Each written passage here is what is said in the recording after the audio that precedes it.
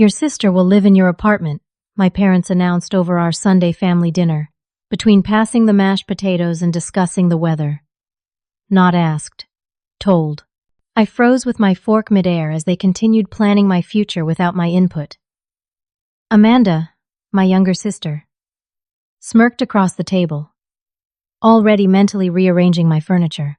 My two-bedroom apartment that I'd worked overtime for 3 years to afford was suddenly community property in their eyes. I carefully set my fork down and took a slow sip of water, mind racing.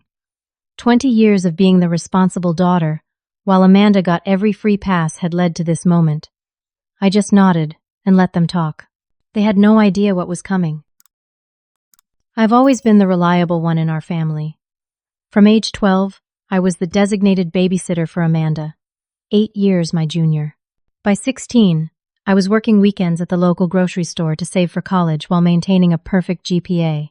My parents nodded approvingly at my report cards, but saved their enthusiasm for Amanda's participation trophies and mediocre achievements. Look at Amanda's drawing. She's so creative, my mother would gush, plastering the refrigerator with scribbles, while my acceptance letter to the State Honor Society was mentioned in passing. That's nice, Candace. Did you take out the trash? That was the usual response to my accomplishments. I didn't mind at first. I understood Amanda was the baby of the family, and I took pride in being self-sufficient. But the pattern continued and deepened as we grew older. When I graduated college with honors in marketing, my parents hosted a small backyard barbecue. When Amanda barely passed high school, they rented a hall and invited 60 people. When I landed my first corporate job, my father said, "Don't get too comfortable. Companies lay people off all the time." When Amanda got hired at a coffee shop, they took her shopping for professional attire she didn't need and couldn't afford. The pattern continued into our 20s. I worked 60-hour weeks, saved aggressively, and at 30, managed to buy a 2-bedroom apartment in one of the nicer parts of town. It was nothing extravagant, but it was mine hardwood floors, an updated kitchen, and enough space to have a proper home office. I'd never felt more proud than the day I signed those mortgage papers. "It's a lot of responsibility," my mother warned when I showed them the place. "Are you sure you can handle it on your own?" I was 30 years old with a director-level position at a respected marketing firm. I'd been handling my life just fine. Meanwhile, Amanda was on her 3rd attempt at community college. She'd change majors every semester, drop classes when they became too stressful, and spend more time posting about college life on social media than actually studying. She'd moved out at 22, sharing an apartment with friends, but my parents still paid half her rent, her car insurance, and kept her on their phone plan. They called it helping her find her footing. At 24, Amanda still hadn't found that footing. She'd cycled through retail jobs, administrative positions, and restaurant work, never lasting more than a few months anywhere. The environments were toxic, she'd explain, and my parents would nod sympathetically. I tried to maintain a good relationship with my sister despite our differences. We'd meet for coffee occasionally, and I'd listen to her problems, offering advice when asked. But Amanda rarely asked. She'd just complain, expect sympathy, then ignore any suggestions about budgeting or professional development. Last Christmas, I gave her a financial planning book, along with a gift card to her favorite clothing store. The book disappeared immediately, while she posted about the gift card online, thanking me for finally giving a decent present. 3 months ago, Amanda lost her apartment. She and her roommates had thrown parties that violated their lease, damaged property, and generated noise complaints. It wasn't the first time. In fact, it was the 3rd apartment in 2 years. The previous times, she'd moved back home temporarily, and my parents had helped her find a new place, co-signing, and paying the security deposit. This time was different, though.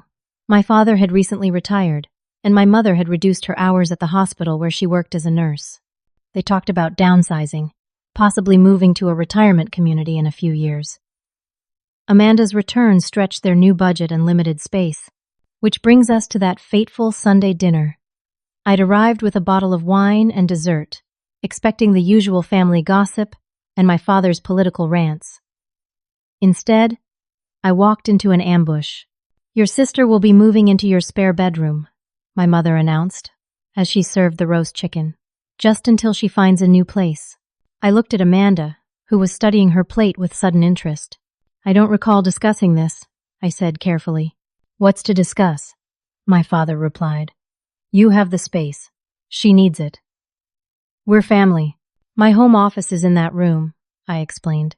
I work from home 3 days a week. You can set up a desk in your bedroom, my mother said, waving away my concern. Amanda needs a proper room. I turned to my sister. When were you planning to ask me about this? She shrugged. Mom and Dad said it would be fine. We've already told her she can move in next month, my father added, spooning gravy onto his plate. We'll help with the move and pitch in for utilities, of course. I sat there, stunned by their presumption. My apartment, my sanctuary, my space, all redistributed without my consent. But what stunned me more was the realization that I wasn't actually surprised. This was the culmination of a lifetime of patterns, where my boundaries were suggestions and Amanda's needs were imperatives. The twist in my stomach tightened when Amanda casually mentioned, I've already given notice at my friend's place where I've been crashing. I need to be out by the 15th. That was just 3 weeks away. They hadn't just made this decision without me, they'd made it weeks ago, and were only informing me now, when Amanda had eliminated all other options. As I drove home that evening, I realized something had fundamentally changed. Not in them, but in me.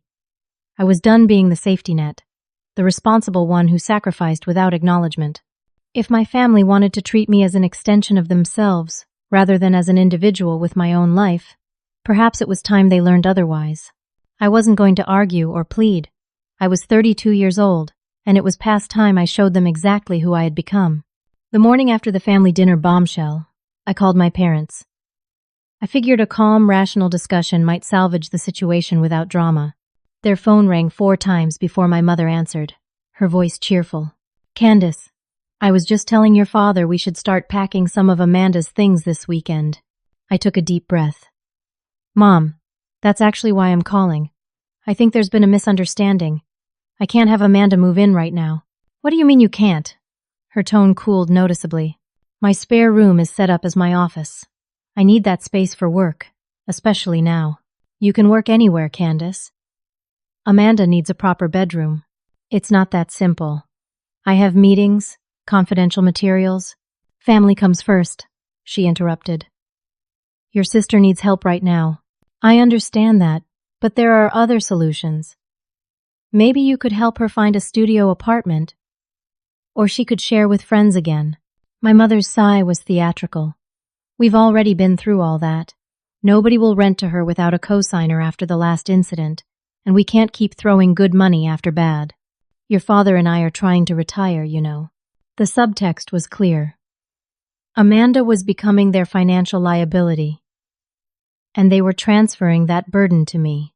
Could I speak with Dad? I asked, hoping for a more reasonable conversation.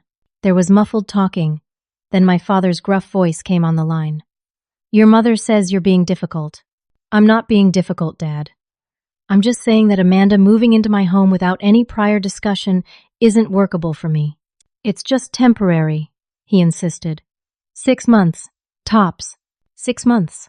They'd never mentioned a time frame at dinner, and now the goalposts were already moving. Dad, I can't commit to that right now. My work situation.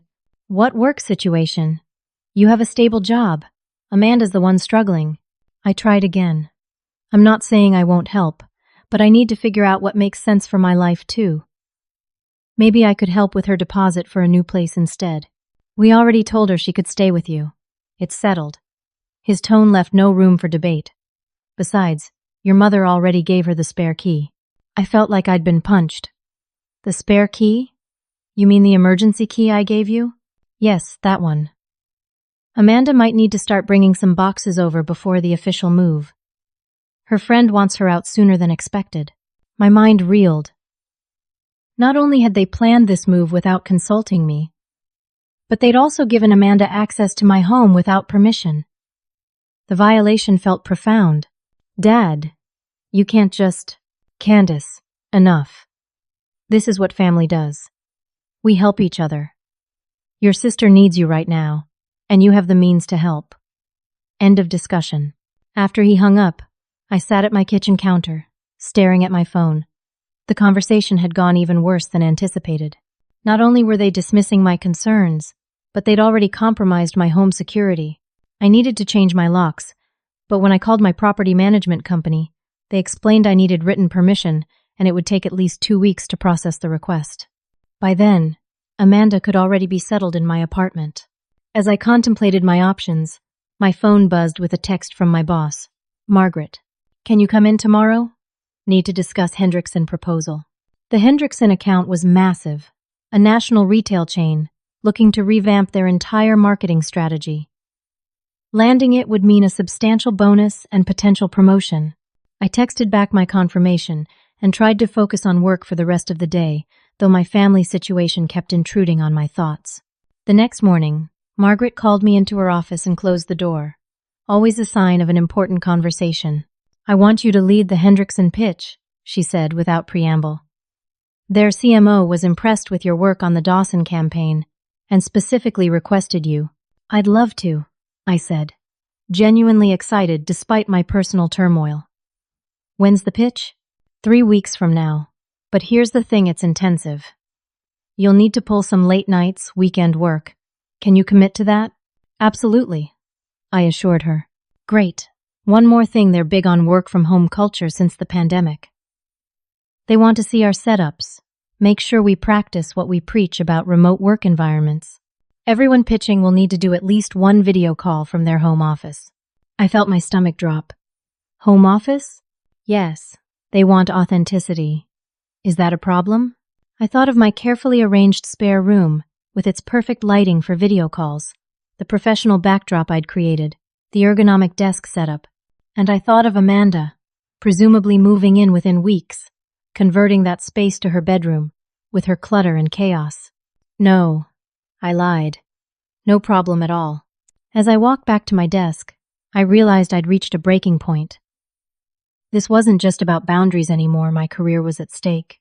If I lost this opportunity because my family had decided my space was communal property, I'd never forgive them or myself for allowing it. Something had to change. I couldn't persuade my parents, and direct confrontation had failed.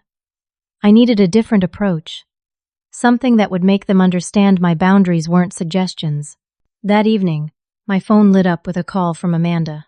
Hey sis, she said, her voice overly cheerful. I was thinking about stopping by this weekend to check out the room, maybe take some measurements for my furniture. Amanda, I'm still not comfortable with this arrangement. We haven't agreed to anything. She laughed as if I'd made a joke. Mom and Dad already settled it. I need to be out of Jess's place by next Friday, so I'll probably bring my first load of stuff then. They're coming with the truck on Saturday, next Friday. Not even the timeline they'd initially suggested. Every conversation pushed the invasion of my space closer. Amanda, please don't. I gotta go, she interrupted. Jess needs the phone. See you Friday. She hung up before I could protest further. I sat on my couch, staring at the wall, feeling trapped and increasingly angry. This was my home, paid for with my money, maintained with my time and effort, yet my family was treating it like a communal resource. That's when my phone rang again. It was Jackson, my closest friend since college, calling for our weekly catch-up. When I answered, I couldn't keep the frustration from my voice as I explained the situation. They did what? He exclaimed after I finished. That's completely out of line. I know, but I don't see a way out. They've already given her my key, and she's planning to move in next Friday. There was a pause before Jackson said, Actually, I might have an idea. Jackson's idea was both simple and audacious. My cousin Derek just got accepted to do a 3-week research project at the university in your area, he explained. He's been looking for temporary housing, but everything affordable is booked. And? I prompted, not yet seeing the connection. What if Derek stayed at your place while you stayed with Lisa and me? By the time your family shows up with Amanda and her things, they'd find Derek already living there. I considered the suggestion. Wouldn't that be weird? Having a stranger in my apartment? Derek's not really a stranger. I've known him his whole life. He's 26. Super responsible. Finishing his master's in environmental engineering. He's basically a boring version of me. I laughed for the first time in days. That's hard to imagine. Plus, he's clean, doesn't party, and would be out doing research most days. You'd barely know he was there. And more importantly, neither would your family. The plan started to form in my mind. If my apartment wasn't empty when they arrived, if someone else was already occupying the space they'd designated for Amanda, your family shows up, finds Derek there, and suddenly they have to deal with the reality that your home isn't theirs to reassign. Jackson continued. It forces them to find another solution for Amanda. But they have a key, I reminded him. What if they just let themselves in while Derek's there? Or worse, what if they show up when he's not home and start moving Amanda's stuff in anyway? That's the beauty of it, Jackson said. I work in security, remember? I can help Derek change your locks. Just the kind that can be changed back before you move home. And we'll make sure he's there when they're scheduled to arrive. The idea was starting to sound plausible, but I still had concerns. What about my things? My personal items? You can move anything truly valuable to our place or a storage unit. Leave just enough furniture for Derek to be comfortable. I thought about it, weighing the potential fallout against the invasion of my space and the threat to my career. My family will be furious. Probably, Jackson agreed, but they're already ignoring your feelings completely. Maybe this will finally make them understand you're serious about your boundaries. After our call, I couldn't stop thinking about the plan. It seemed extreme, but then again, so was my family's presumption. I decided to at least meet Derek before making a final decision. The next evening, Jackson brought his cousin to a coffee shop near my apartment. Derek was tall and lanky with glasses and an earnest expression. He looked exactly like the type of person who would spend 3 weeks researching water purification methods. Jackson explained the situation, Derek said after introductions. I want you to know, I completely understand if you're not comfortable with this. It's a lot to ask someone to trust a relative stranger in their home. His consideration for my feelings, something my own family had failed to demonstrate, made me warm to him immediately. Tell me about your research project, I said. As Derek enthusiastically explained his work on sustainable water filtration systems for developing regions, I found myself increasingly comfortable with the idea of him staying in my apartment. He was clearly responsible and passionate about his work. I'd be gone most days from 8 to 6, he added. And I'm a quiet tenant. No parties, no guests, without your permission. And you're okay with the potential confrontation with my family? I asked. He adjusted his glasses.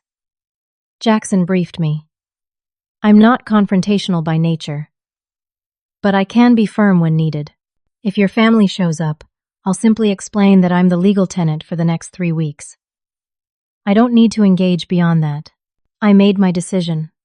Let's do it. The next week was a flurry of preparation. I took 3 days off work to pack my essential items. Jackson helped me move my most valuable possessions and sentimental items to a small storage unit. I left my furniture, kitchen equipment, and enough basic supplies for Derek to live comfortably. Jackson, who worked for a home security company, helped Derek install a new temporary lock, one that used the same keyhole but required a different key, and could be easily changed back when my lease required it. I wrote Derek detailed instructions about my apartment, which neighbors were friendly, where the circuit breaker was, how to adjust the temperamental thermostat. I also briefed him thoroughly on my family situation, showing him photos of my parents and Amanda, so he'd recognize them if they arrived. Just stick to the script, I advised. You're subletting legally for 3 weeks while I'm away. You don't know anything about anyone else moving in. Derek nodded seriously. I've got it. Don't worry, Jackson added. And if they get pushy, call me immediately. I'd planned to be completely moved out by Thursday, a day before Amanda had said she might bring her first items. But on Wednesday night, I received a text from her. Change of plans. Mom and Dad are free tomorrow, so we're coming with the first load in the morning. No need to take off work. We have the key. See you tomorrow night. My heart raced as I called Jackson in a panic. They're coming tomorrow morning. I'm not even finished packing. Stay calm, Jackson said. We'll speed up the timeline. Lisa and I will come over now to help you finish. Derek can move in tonight instead of tomorrow. By midnight, with Jackson and Lisa's help, I had cleared out everything I needed.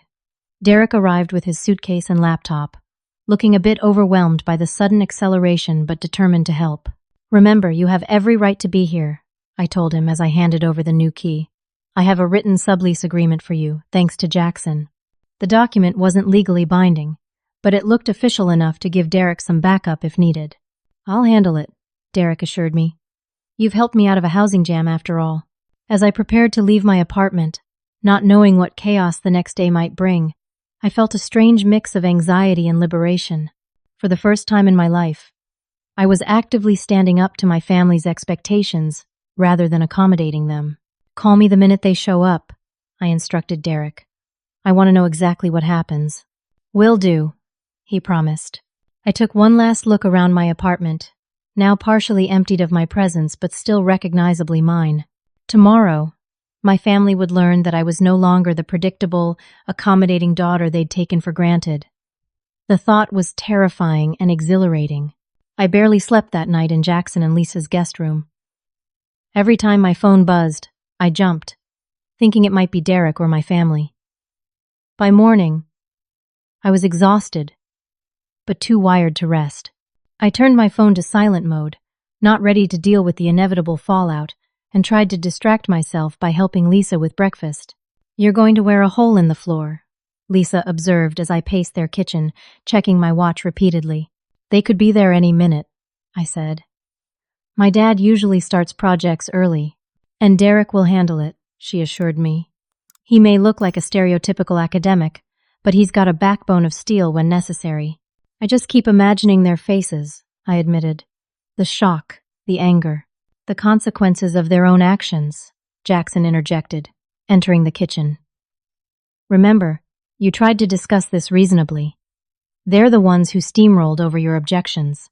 By 9 o'clock, I couldn't stand the suspense any longer and checked my phone. No calls from Derek, but 3 missed calls from my mother, 2 from my father, and 5 text messages from Amanda, each increasingly frantic. On our way with the first boxes. We're here, but your building door code isn't working? Someone let us in, heading up to your floor. There's a man in your apartment? Call me right now. My stomach twisted with nervous anticipation. It had happened they'd arrived and found Derek instead of an empty apartment ready for Amanda to claim. I debated whether to call them immediately or wait for more information from Derek. Before I could decide, my phone lit up with his name. Derek? I answered immediately. Are you okay? What happened? Everything's fine, he said, his voice calm. Your family arrived about 20 minutes ago. They seemed surprised to find me here. I bet they were, I said, my heart racing. What exactly happened? They knocked, I answered. Your father immediately tried to use his key, but of course it didn't work with the new lock. They seemed confused. Then your mother said they were there to move your sister in. I explained I was subletting the apartment for the next 3 weeks while you were away. And then? I prompted when he paused. Your father didn't believe me at first. He demanded to see documentation, so I showed him the sublease agreement. Then he wanted to call you. But I said I understood you were taking some personal time away and might not be reachable. How did they react? Your father became quite angry, Derek said, his tone still measured. He accused me of lying, said there must be some mistake. Your sister started crying, saying her stuff was in the car and she had nowhere to go. I felt a pang of guilt at the image of Amanda crying, but quickly reminded myself of the situation she and my parents had created. Your mother tried to call you several times, Derek continued. When you didn't answer, your father threatened to call the police. He what? I gasped. I stayed calm and told him he was welcome to do so, but I had a legal right to be here and documentation to prove it. I suggested that perhaps there had been a miscommunication, but that didn't seem to help. Your father then threatened legal action against both of us. I'm so sorry, Derek. You shouldn't have to deal with this. It's okay, he assured me. Once I mentioned trespassing laws and suggested we all wait for the police if he wanted to call them, he backed down somewhat. They left about 5 minutes ago, but your father said, and I quote, "This isn't over." After thanking Derek for handling the situation so well, I steeled myself and called my parents. My mother answered on the first ring. "Candace Elizabeth Wilson. What in the world is going on? There's a strange man in your apartment claiming you've rented it to him." Amanda is sobbing, and your father is ready to call a lawyer. "Mom," I said firmly. "I tried to tell you I wasn't comfortable with Amanda moving in without any discussion. You and Dad ignored me. You even gave her my spare key without asking. So this is some kind of childish revenge?" she demanded. "Creating this ridiculous situation?" "No, Mom. This is me establishing a boundary. My apartment is my space, not family property. I have the right to decide who lives there. We're your family. Family helps family. I'm happy to help Amanda in ways that work for me," I countered. I offered to help with a deposit for her own place. You and Dad decided what help should look like without consulting me. I heard my father's voice in the background demanding the phone. After some shuffling, his angry voice came through. "Candace, you come home right now and fix this mess. That man has no right to be in your apartment." "Actually, Dad, he does. I sublet to him for 3 weeks while I take some personal time. It's all perfectly legal." "This is about your sister. She needs help." "And I would have been happy to discuss ways I could help her. But you and Mom didn't discuss, you dictated. You treated my home as if it was yours to redistribute. Where is Amanda supposed to go now? She's given notice at her friend's place." The guilt tactic was familiar, but this time I didn't take the bait. "That's a problem you three created by making assumptions about my space. There are other solutions. She can stay with you a bit longer while looking for her own place, or you can help her find temporary housing." "I can't believe you would do this to your own sister," my mother chimed in, apparently on speakerphone now. "After everything we've done for you?" That comment struck a nerve. "What exactly have you done for me, Mom?" "I worked through college. I bought my own apartment. I've built my career without help. Meanwhile, you've bailed Amanda out repeatedly and expected me to do the same." "We raised you," my father thundered. "Yes, you did. And now I'm an adult with my own life and my own home. I decide who lives there." The conversation devolved further, with my parents cycling through anger, guilt, and emotional manipulation. Amanda got on the phone briefly to cry about how I was ruining her life. I stayed firm, repeating that I was sorry for any inconvenience, but that this situation was not of my making. Finally, my father delivered what he clearly thought was his trump card. "If this is how you treat family, then maybe you're not part of this family anymore."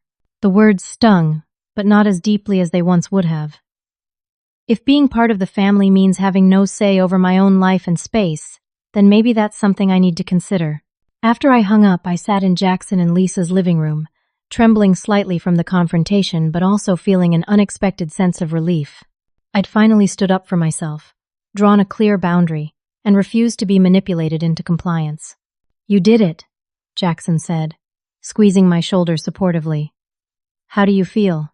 "Terrible," I admitted. "But also free?" Lisa nodded. "That sounds about right. Setting boundaries with family is one of the hardest things to do, especially the first time." "They're so angry," I said, still processing the conversation. "My dad basically threatened to disown me." "That's a classic control tactic," Jackson observed. "When reason fails, escalate to threats. Do you think they'll really cut me off?" The possibility hurt. "Despite everything, they might try," Lisa said gently. "But once they realize you're serious about your boundaries, they'll likely recalibrate. The question is whether the relationship they offer will be one worth having." I spent the rest of the day in a strange, emotional limbo, alternating between guilt and conviction. By evening, I'd received 12 more calls and texts from my family, each more dramatic than the last. I responded only once, reiterating my position and suggesting we all take some time to cool down. Just as I was preparing for bed, Derek called again. I thought you should know, he said. His voice hushed. Someone tried to use a key on your door about 20 minutes ago. When it didn't work, they knocked, but I didn't answer, since I wasn't expecting anyone. Did you see who it was? I looked through the peephole. It was your sister, alone. I sighed, imagining Amanda trying to sneak in some of her belongings despite the morning's confrontation. Thank you for letting me know. There's more, Derek added. After she left, I checked my email and found a message from your building management asking about an unauthorized tenant. Someone reported that I was living here illegally. My chest tightened. That had to be my parents. I'm so sorry, Derek. It's okay. I forwarded them the sublease agreement, and they seemed satisfied. But your family seems determined. After thanking him again for his patience, I ended the call and immediately texted Jackson. They reported Derek to my building management. This is escalating. His reply was immediate. Time to go on the offensive. Come by the office tomorrow. We need to document everything. I went to bed that night with a growing realization that my simple boundary setting had sparked a family war. One that might get worse. Before it got better. But I also knew I couldn't back down now.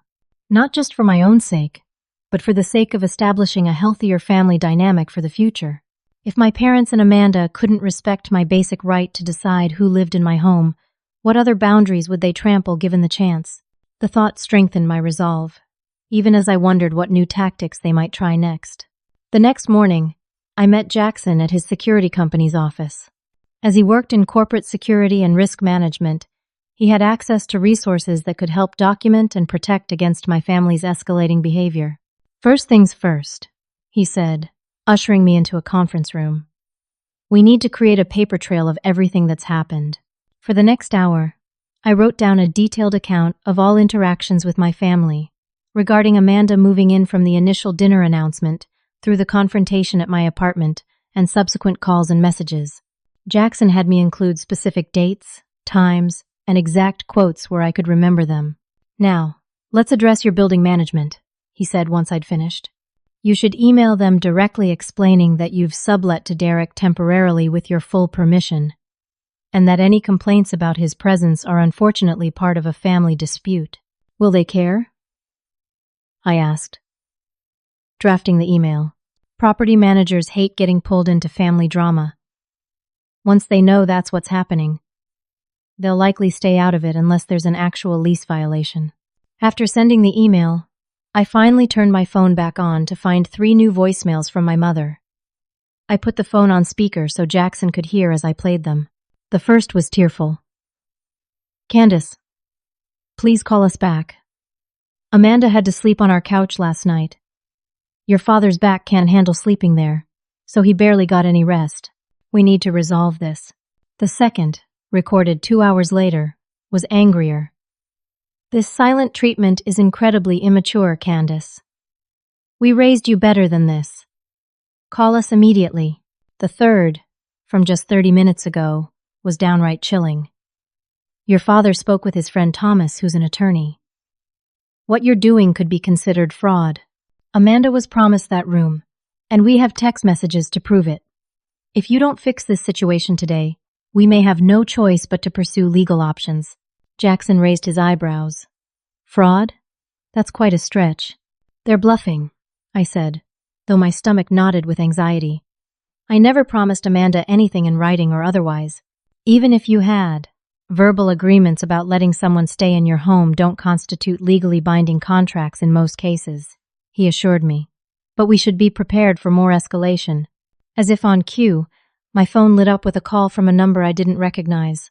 I hesitated, then answered and put it on speaker. Hello, Candace Wilson? A woman's voice asked. Yes, speaking. This is Gabrielle from Atlantic Marketing. I'm calling about your job application? I frowned, confused. I didn't submit a job application. I'm currently employed at Meridian Marketing. There was an awkward pause. Oh, well, someone submitted your resume for our senior director position. They indicated you were seeking new opportunities immediately. It has your current work details and everything. My blood ran cold. Someone had sent my resume to another company without my knowledge, potentially sabotaging my current position if word got back to my employers. This wasn't authorized by me, I said firmly. Could you tell me when this was submitted and by whom? It came in yesterday afternoon. The submission was under your name, but now that you mention it, the contact email wasn't a professional one. It was familymatters789@gmail.com. I thanked her for the information and ended the call, then turned to Jackson in disbelief. They're trying to mess with my job now. He looked grim. This crosses a new line. They're actively trying to sabotage your life to force you to comply. What am I supposed to do?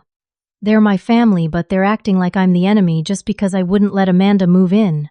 Document everything, Jackson advised, pushing a notepad toward me. Write down this call. The fake email address. Everything. If they're escalating to professional sabotage, we need to be prepared for worse. Throughout the day, I received calls from 2 more companies about applications I'd never submitted. By evening, I was an anxious wreck, jumping every time my phone buzzed. When Derek called around 7, I answered immediately, fearing more bad news. Your sister came by again, he said without preamble. This time she had 2 friends with her.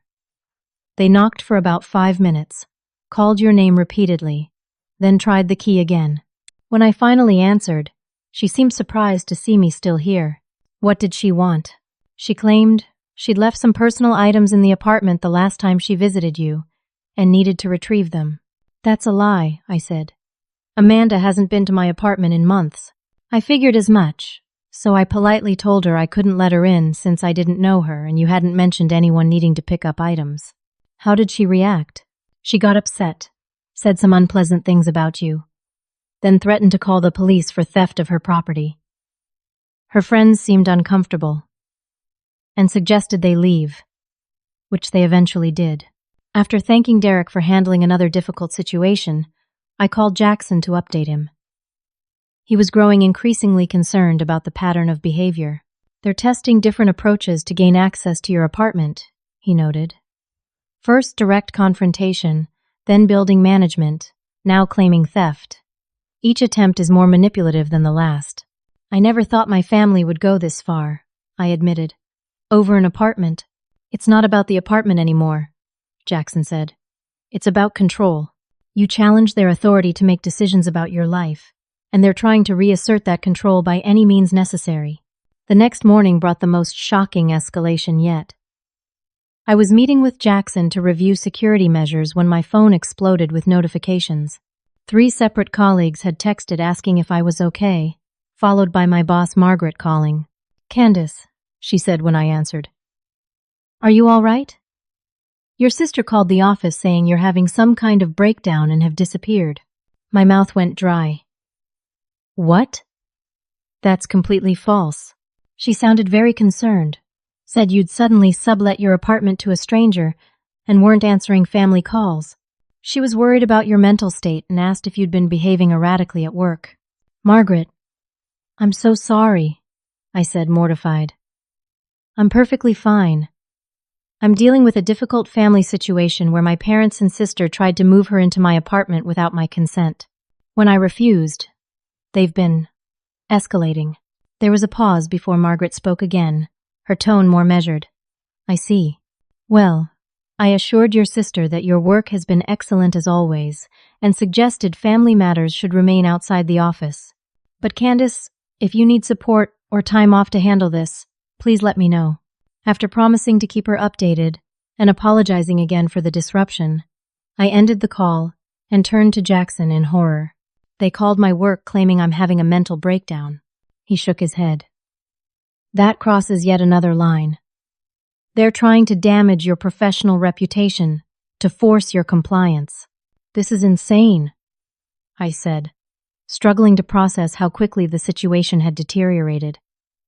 All because I wouldn't let Amanda move in. It's about control, Jackson repeated. And they're willing to hurt you significantly to maintain it. Throughout the day, I received messages from more colleagues and even two friends who'd been contacted by either my mother or Amanda expressing concern about my mental health. The narrative they were spreading painted me as unstable, possibly having a breakdown, and avoiding family who were trying to help me. By evening, I was both furious and devastated.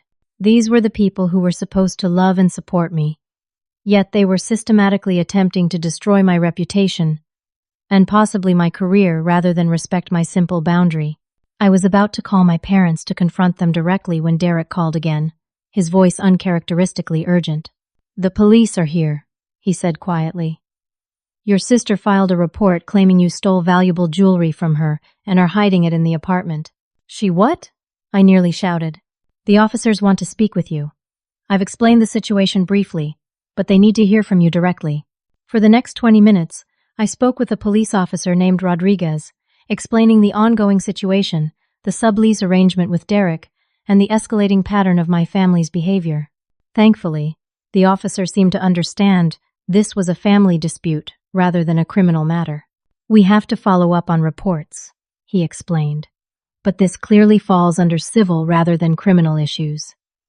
I'd suggest consulting with an attorney if the harassment continues." After the police left, Derek sounded shaken but resolute. "I'm staying put," he assured me. "But your sister seemed genuinely surprised when the officers didn't immediately search the apartment. I think she expected to gain entry that way." That night, I barely slept. My family had now involved my workplace, my friends, and the police in their campaign to force me to house Amanda. The situation had spiraled far beyond what I'd anticipated, and I realized I needed professional help to navigate what was coming next. The following morning, I contacted a lawyer recommended by Jackson's company for cases involving harassment and family disputes. Teresa Martin listened carefully to my account of the events, occasionally taking notes. "What you're describing is a clear pattern of escalating harassment," she said when I'd finished. "Filing a false police report is particularly serious. Have you considered seeking a restraining order?" I hesitated. "Against my own family? That seems extreme." "What they're doing is extreme," she pointed out. "Attempting to damage your professional reputation, filing false reports, potential identity fraud with the job applications. These aren't normal family disagreements." I knew she was right, but the thought of taking legal action against my parents and sister felt like crossing a threshold I wasn't quite ready to pass. "Let's start with a cease and desist letter," Teresa suggested, sensing my reluctance. "It formally documents the harassment and puts them on notice that their behavior is potentially actionable. Sometimes that's enough to make people reconsider their approach." I agreed, and she promised to have the letter ready by the following day. As I left her office, I felt a strange mixture of sadness and resolve. I'd never imagined my refusal to let Amanda move in would lead to legal measures against my own family, but their actions had made it clear that standard boundaries weren't enough. What hurt most was the realization that they were willing to potentially destroy my reputation, career, and relationships rather than accept my right to make decisions about my own home. It revealed a dynamic I'd long suspected, but never fully acknowledged. My needs would always be secondary to Amanda's in their eyes, even at significant cost to me. The time for passive resistance had passed. If I wanted to protect myself and establish healthy boundaries for the future, I needed to take more decisive action. With Teresa's help, I began preparing for a confrontation that would either reset my family relationships on healthier terms or possibly end them altogether. Either way, I couldn't continue as we had been. Something had to change. 3 days after my meeting with Teresa, the cease and desist letter was delivered to my parents' home. I also emailed copies to their personal addresses and to Amanda's email to ensure they all received it. The letter carefully documented every incident: the unauthorized key duplication, the false reports to my building management, the unauthorized job applications, the calls to my workplace, and the false police report. It outlined the potential legal consequences of continuing such behavior and demanded they stop all harassment immediately. The response was swift and predictable. My phone exploded with calls and messages, all expressing shock and outrage that I would take legal measures against family. I didn't respond to any of them, following Teresa's advice to maintain distance until a formal meeting could be arranged. We need to address this in a controlled environment, she had explained. Not through emotional phone calls where they can manipulate the narrative. We scheduled the meeting for the following Monday at Teresa's office, sending formal invitations to my parents and Amanda. I spent the weekend with Jackson and Lisa, alternatively anxious about the confrontation, and relieved that it would finally bring matters to a head. Whatever happens, Lisa assured me, you're doing the right thing by standing up for yourself. Monday arrived, and I sat in Teresa's conference room, my hands clasped tightly in my lap to stop them from shaking. Teresa sat beside me, reviewing her notes one final time before my family arrived. At precisely 2:00, the receptionist showed them in my father looking thunderous, my mother tight-lipped, and Amanda surprisingly subdued. They took seats across the table, nobody speaking until Teresa broke the silence. Thank you for coming, she began professionally. I'm Teresa Martin, representing Candace in this matter.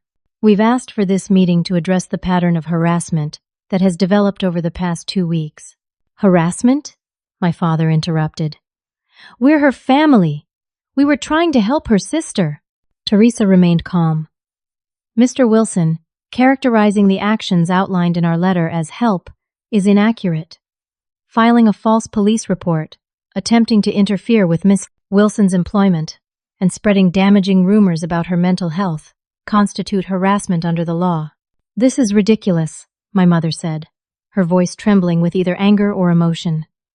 Candace, I can't believe you've dragged us into a lawyer's office over a family matter. Mom, I said, finding my voice, I tried to handle this as a family matter. I called you after the dinner and explained I wasn't comfortable with Amanda moving in. You and Dad dismissed my concerns completely.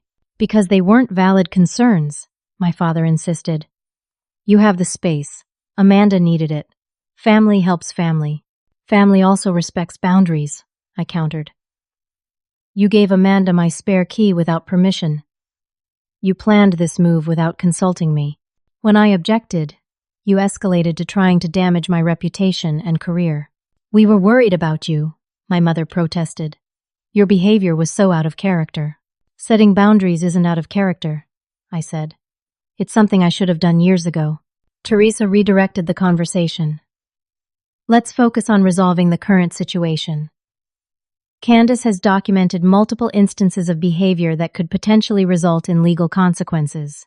Our goal today is to establish clear boundaries going forward and ensure there are no further incidents. Legal consequences? My father scoffed. You're threatening to sue your own parents because we wanted your sister to have a place to stay? No. Teresa corrected him. The potential legal consequences relate to filing a false police report, which is a crime in this state, as well as potential defamation regarding the calls to Miss Wilson's employer. For the first time, Amanda looked genuinely uncomfortable. My mother noticed and placed a hand on her arm. Amanda was upset, my mother said defensively. She didn't understand the implications of what she was doing. She's 24 years old, I pointed out.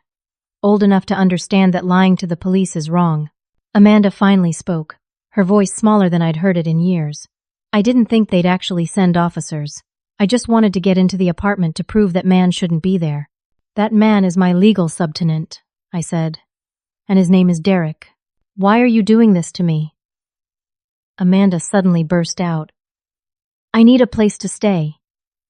My friend's kicking me out. And Mom and Dad don't have room anymore. That's not my problem to solve, Amanda. I have my own life, my own space. I never agreed to you moving in. But they said they had no right to promise you my apartment, I interrupted, finally addressing the core issue. It's my home, not theirs to redistribute. There was a moment of tense silence before Teresa spoke again. Let's be clear about what Candace is requesting moving forward, she said calmly. First, all harassment must stop immediately. No more calls to her workplace. No more false reports. No attempts to access her apartment without permission. Second, her boundary about Amanda not moving into her home must be respected. Third, the spare key that was copied without permission must be returned. My father started to object, but my mother placed a hand on his arm. looking suddenly tired. Can we speak with Candace alone for a moment? She asked Teresa. After consulting with me, Teresa agreed to give us 10 minutes, stepping outside but remaining visible through the conference room's glass wall. As soon as she left, my mother's composure cracked. Candace, this has gone too far. We never meant for things to escalate this way, but they did escalate, I said firmly. And none of you stopped to consider how your actions were affecting me. We were desperate, my father admitted, surprising me with this acknowledgement. Your mother and I, we're not in the financial position we once were. What do you mean? I asked, confused by this sudden change in direction. My parents exchanged glances before my mother explained. Your father's retirement hasn't gone as planned. Some investments didn't work out. And the downsizing we talked about isn't just a preference, it's becoming a necessity. We can't afford to keep bailing Amanda out, my father added reluctantly. The security deposits, the extra rent, it's been draining our savings for years. I looked at Amanda, who was staring at the table, her face flushed with embarrassment. Is this true? She nodded slightly. They told me after my last eviction they couldn't help anymore. That's when they suggested I move in with you. So, rather than have an honest conversation with me about the situation, you all decided to simply impose on my space? I asked, incredulous. We knew you'd say no, my mother admitted. You've always been so independent. So insistent on everything being on your terms. On my terms? I repeated. Mom, setting basic boundaries about my own home isn't unreasonable. We didn't know what else to do, my father said, sounding defeated for the first time. Amanda needs stability, and we can't provide it anymore. I looked at my sister, really seeing her for perhaps the first time in years. Behind the entitled behavior and manipulation was a young woman who'd never been required to stand on her own feet. Our parents' protection had become a cage, limiting her growth rather than supporting it. Amanda, I said directly, did you even want to live with me? She looked up, surprised by the question. Not really, she admitted after a moment. You're so organized and strict. But I didn't have a choice. Mom and Dad said it was the only option. There are always options, I said. But they usually require taking responsibility for yourself. Easy for you to say, she muttered. Everything's always been easy for you. Easy? I laughed without humor. I worked through college. I saved for years to afford my apartment. I put in 60-hour weeks to build my career. None of that was easy, Amanda. It was hard work and sacrifice. But you're so good at everything, she protested. I try, and things just fall apart. Things fall apart because our parents rush in to fix everything before you experience consequences, I said bluntly. How are you supposed to learn when they're always cushioning every fall? My mother started to object, but my father placed a hand on her arm, his expression thoughtful. She might have a point, Carol, he said quietly. We've been trying to protect Amanda, but maybe we've been protecting her from the wrong things. A heavy silence fell over the room as this simple acknowledgement hung in the air. For perhaps the first time, we were confronting the dysfunctional patterns that had shaped our family dynamics for years. I'm willing to help, I said finally, but not by having Amanda move in. That wouldn't help any of us in the long run. What are you suggesting? My mother asked cautiously. Amanda needs to learn independence, and you both need to let her. I can help with resources, advice, maybe even a loan toward a security deposit, but with clear terms and expectations. Amanda looked up, a mix of hope and apprehension on her face. You'd do that? Even after everything? You're still my sister, I said. But helping doesn't mean enabling. If I loan you money for a deposit, you pay it back on schedule. If I help you find a place, you maintain it responsibly. And what about us? My father asked. Where do we go from here? That depends, I said honestly. Are you willing to acknowledge that what you did, the false reports, the calls to my work, all of it was wrong? Not just misguided or desperate, but wrong? My parents exchanged glances before my father nodded slowly. We went too far, he admitted. Way too far. We were scared, my mother added. But that's no excuse for what we did. I'm sorry, Candace. Truly sorry. I'm sorry too, Amanda said quietly.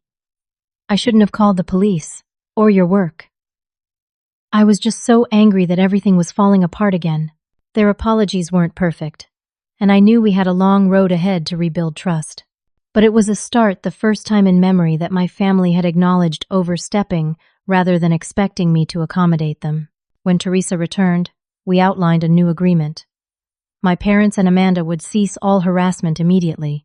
They would return any copies of my key. Amanda would look for her own apartment with my advice, but not financial support beyond a potential loan with clear repayment terms. Most importantly, we would begin family therapy to address the long-standing patterns that had led to this crisis. As we prepared to leave, Amanda hung back, waiting until our parents had stepped out to speak to me privately. I really am sorry, she said, sounding more sincere than before. I got scared when Mom and Dad said they couldn't help anymore. It felt like my safety net was gone. Sometimes losing the safety net is the only way to learn to catch yourself, I told her. I'll help you figure things out, Amanda, but as a guide, not a savior. She nodded, a new determination in her expression. I think I'd like that better anyway. As we joined our parents in the hallway, I realized we'd reached a turning point.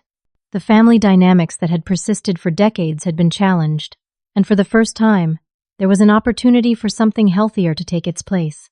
The road ahead wouldn't be easy, but it would be authentic, and that made all the difference. 6 months after the confrontation in Teresa's office, I hosted a dinner party in my apartment. The guest list was small but significant. My parents, Amanda, Jackson, and Lisa, and Derek, who had become a good friend after his 3-week stay. As I put the finishing touches on the dining table, complete with the good dishes I had bought specifically for this occasion, I couldn't help but reflect on how much had changed. After our meeting with Teresa, we'd followed through on the agreement to pursue family therapy. The first few sessions had been tense and uncomfortable, with old resentments bubbling to the surface and new boundaries being tested. My mother, in particular, struggled with the therapist's observations about enabling behaviors and inappropriate expectations. I was just trying to be a good mother, she'd protested during one difficult session. Different children need different kinds of support, the therapist had explained gently. What helped Amanda might have hindered her growth, while what seemed like neglect to Candace might have fostered her independence. My father had been surprisingly receptive to therapy, perhaps because he'd already begun to recognize the patterns before we started. He'd taken responsibility for his role in the family dynamics more readily than any of us had expected. I think I confused being a provider with being a protector, he admitted in our 3rd session. I wanted to shield Amanda from struggles, but I ended up shielding her from growth instead. Amanda's journey had been the most dramatic transformation.